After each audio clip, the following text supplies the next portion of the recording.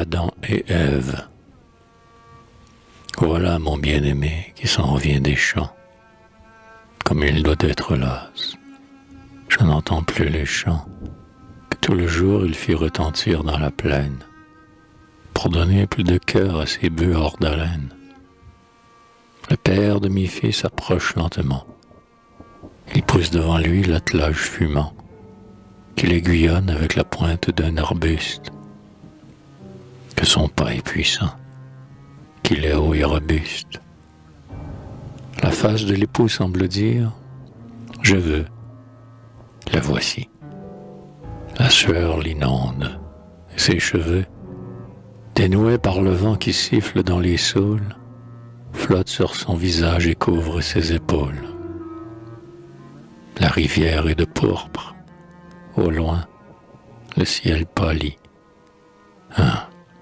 Qu'il repose enfin ses membres sur un lit.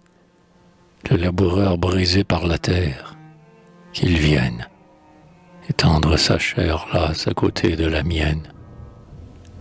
Salut, femme. Salut, maître. Amour de mes yeux, parle. Ton cœur est-il confiant et joyeux?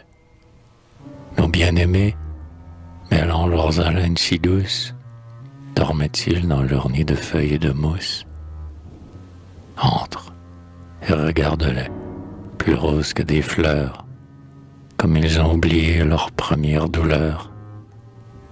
J'ai pu les assoupir à force de tendresse, de chants et de baisers, de lait et de caresses. Oh femme, qu'ils sont beaux, les fruits de notre amour. Délasse-toi, Seigneur, après le dur labour. C'est l'heure du repos pour toute âme vivante. Le ciel va se remplir d'étoiles. Ta servante a préparé pour toi l'humble repas du soir. Afin de m'honorer, maître, daigne t'asseoir. Que Dieu jette un regard sur toute créature. Va dételer nos bœufs, donne-leur la pâture, femme, et que jusqu'à l'aube ils dorment comme nous. Moi, je courbe la tête et fléchis les genoux. Accepte, éternel Dieu, que bénissent les anges, de moi, comme de tous, un tribut de louanges. Tu n'es point sourd au cri des aigles affamés, Père, et, donnant la force au grain que j'ai semé, tu fais sortir un pain nourrissant de la terre. Tu m'as dévoilé, maître, un merveilleux mystère. Je fais jaillir la flamme, habile à se cacher, dans le bois sec ou dans les éclats du rocher. La puissance du fer un jour m'est apparue. Et la première fois que, traînant ma charrue, j'ouvris profondément les entrailles du sol, les anges attentifs suspendirent leur vol. Les plus rudes labeurs me devinrent faciles quand j'eus mis sous le joug 2 taureaux indociles, mes bœufs au front robuste, au large flanc pourpré, que tu repais de l'herbe abondante des prés. En mon nom, comme au nom de ces êtres sans nombre, que soutient ta parole et que couvre ton ombre, sois béni pour les fruits des bois et pour les eaux, où l'onagre altéré vient tremper ses naseaux. Père, nous sommes tous l'œuvre de ta sagesse. Mais tu répands tes biens avec plus de largesse sur moi, ton premier-né, qui travaille âprement.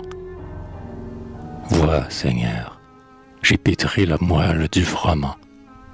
Nourris-moi de mon pain, si tu m'en trouves digne, que ma femme soit pareille à cette vigne, qui, naguère, en Éden, durant nos courts sommeils, multipliait ses fruits et ses pampres vermeils. Les taureaux, maître, sont paisibles dans leur crèche. Mange et bois, puis puisez cette eau limpide et fraîche, et je viens pour servir mon bien-aimé Seigneur. Assieds-toi, chère femme. Un tranquille bonheur, quand je te vois, s'épand jusqu'au fond de mon être. Je veux rompre mon pain avec toi, le seul maître, et celui qui créa l'épouse pour l'époux, si douce qu'il n'est rien sous le ciel de si doux. Dieu m'a pétri d'argile, et toi, ma bien-aimée, c'est de ma propre chair que ses mains t'ont formé. Voyant que j'étais seul, il tira du limon des animaux sans nombre, et je donnai leur nom aux mille oiseaux du ciel comme aux bêtes sauvages. Mais, toujours seul, j'errais sans fin sur les rivages du fleuve aux quatre bras qui semblait m'enfermer, et mon âme cherchait une âme pour l'aimer. Alors un lourd sommeil pesa sur mes paupières, et, comme j'étais plus inerte que les pierres, Dieu t'arracha de moi. Lorsque je m'éveillai, tu souriais. Combien je fus émerveillé de voir une divine image de ma vie. Et je m'écriai, l'âme éperdue et ravie, devant l'être inconnu qui déjà m'était cher. Voici l'os de mes os et la chair de ma chair. Hélas, quel souvenir devant mes yeux s'élève. Je vois l'ange et le feu tournoyant de son glaive, qui nous chasse du frais et joyeux paradis. C'est à cause de moi que nous fûmes maudits. Nous voici loin de Dieu, seuls, perdus dans le monde, et mon Seigneur, courbé sur la terre inféconde, lui donne chaque jour la sueur de son front. Mon crime, cher époux, quels sanglots l'expireront. Oh femme, comme toi, je voulais la science. Si tu m'as devancé dans ton impatience, j'ai suivi ton exemple. Après toi j'ai mordu l'âcre et sauvage fruit de l'arbre défendu. Quand les portes du beau jardin nous furent closes, ce n'est pas sans pleurer que je quittai ces choses. Nos palmiers s'inclinant sous leurs grappes de fruits, l'ombrage parfumé des cèdres et les bruits, majestueux du vent dans leurs larges ramures, les miels exquis des bois, la source au frais murmure, la nuit bleue où chantaient d'invisibles oiseaux, et, chaque jour, parmi les fleurs et les roseaux, l'inaltérable ciel réfléchit dans le fleuve, que je me sentis faible en face de l'épreuve. Quand nous eûmes longtemps erré par les chemins, je dus, pour labourer la terre avec mes mains, disputer aux oiseaux quelques chétives graines. Ah, plus de lits de fleurs et plus de nuits sereines. Nous ne connaissions plus l'hymne du rossignol. Quand j'avais arraché les épines du sol, sous notre toit battu par d'affreuses tempêtes, nous écoutions, le soir, les hurlements des bêtes. Et tristes, nous mangions des fruits amers. Mais Dieu, prenant pitié de nous, me fit maître du feu. Je ne me sentis plus faible ni solitaire quand j'eus forgé le soc qui déchire la terre. Et combien je bénis, après mes durs travaux, la première moisson qui tomba sous ma faux. Ces lèvres de mes mains que chaque jour tu manges, femme, aussi je me sens presque l'égal des anges, et j'ai reçu des biens qu'ils peuvent envier. Comme les rejetons d'un vivace olivier, je vois croître mes fils que tes mains maternelles suspendent tous les deux à tes douces mamelles. J'en bénis le Seigneur, chaque soir, à genoux, et rien n'attristerait le cœur de ton époux si j'oubliais que Dieu, dans son âpre justice, veut qu'un lourd châtiment sur toi s'apesantisse. Une première fois, femme, l'enfantement n'a-t-il pas déchiré ton corps cruellement? Ce doux et tendre corps, quand tu seras mère, ton angoisse rendra toujours ma joie amère. Non, non, loué soit Dieu pour ma part de douleur. Il ne suffisait point de m'abreuver de pleurs, d'éclater en sanglots à tes genoux, ô maître. Je t'ai donné 2 fils, être faits de mon être, qui sortirent de moi nu, souillés et sanglants. Puisse l'Éternel Dieu bénir encore mes flancs. Aux portes de l'Éden, Ève, ma chère aimée, j'ai dit, ton nom est mère, et je t'ai bien nommée. Écoute-moi, mon cœur va parler à ton cœur. Dans ses discours, la bête au sifflement moqueur n'a point menti. Reviens vers ces choses passées. Ô femme, comprends-moi, je suis plein de pensées. Ne nous lamentons plus pour un songe détruit, avant d'avoir goûté le mystérieux fruit. Ne méritant jamais ni louange ni blâme, nous vécûmes dans un profond sommeil de l'âme. Nus et ne sachant pas la honte d'être nus, car le bien et le mal nous étaient inconnus. Sans pressentir combien ces heures seraient brèves, nous respirions les fleurs et nous mêlions nos rêves, comme ces beaux enfants qui dorment enlacés. Bien que cela fût doux, ce n'était point assez. Oui, dans le frais jardin nous eûmes notre enfance, mais quand je transgressais la terrible défense, quel torrent de lumière inonda mon esprit. Quel trouble fut en moi, quelle rougeur couvrit mon visage aussitôt que je me sentis nu.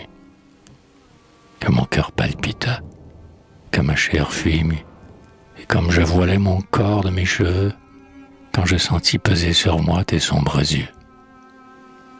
L'avenir connaîtra les hontes et les crimes, le mal sera puissant, dès que nous le comprîmes, nous eûmes en horreur jusqu'à l'ombre du mal. Moi, n'étant plus pareil au stupide animal, qui n'a point de pensée en jetant sa semence, je fus, devant ta chair, saisi d'un trouble immense. Ce qui fait frissonner mon âme, est-ce la mort, pensai-je, et mon désir fut mêlé de remords. Certes, je respectais la pudeur de l'épouse, et je vis même, avec une haine jalouse, les arbres tressaillir, les bêtes s'approcher. Que ne pouvais-je au fond de mon cœur te cacher? Tel, nous fûmes tous deux près d'une sainte honte. Mais nous ne péchons point. Quand notre amour surmonte cette pudeur qui donne aux caresses leur prix, nous sommes un seul corps, femme, et tu l'as compris. Lorsque Dieu de mon flanc t'a lui-même tiré, n'était-ce pas afin qu'ardemment désiré, tu m'emplisses le cœur d'un indicible émoi? Ne t'a-t-il pas pétri uniquement pour moi? En écoutant l'arrêt de l'inflexible juge, je sentis que l'amour serait mon seul refuge. Et lorsqu'il nous chassa, mon malheur fut moins grand, puisque je t'emportai dans mes bras en pleurant. Même en ces jours amers, je ne fus point blâmé. Tu serrais contre toi l'épouse bien-aimée, plus tendrement qu'aux jours d'innocence et de paix.